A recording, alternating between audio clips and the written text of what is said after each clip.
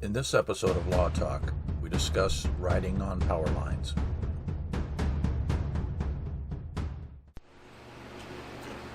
All right, another question that we get asked over and over and over again is these really cool looking trails that you see going down the power lines. There's several areas here in Lake County where, like I said, if you ride past, you'll see them, and obviously there's tracks and all of that going in and out of these.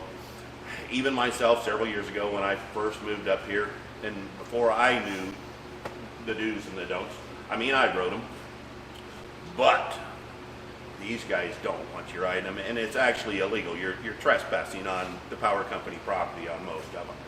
But Bob here will kind of explain the definite law on these places that look really fun to ride that you're not supposed to. Right. So the big deal about the power lines is that they're just not legal. They are either private property or there are power lines that are leased by the company.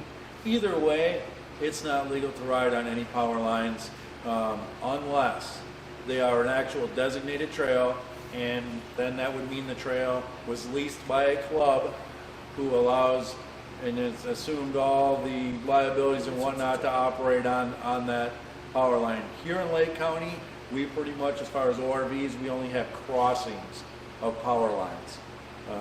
That's the only place it would be allowed is at the crossing, because then again it would be a trail. A lot of people are riding along them, as Dave said. When it comes to the snowmobile, kind of a different animal.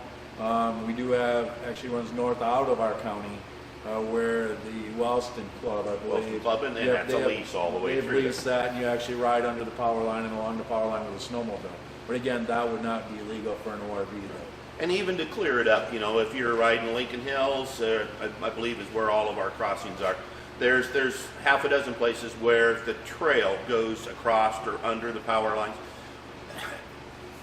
IATA, which is our MFO parent organization and does all the grooming and so forth, they actually even have to pay the power companies a lease for each one of those crossings every year. And again, it stay off of them. Absolutely.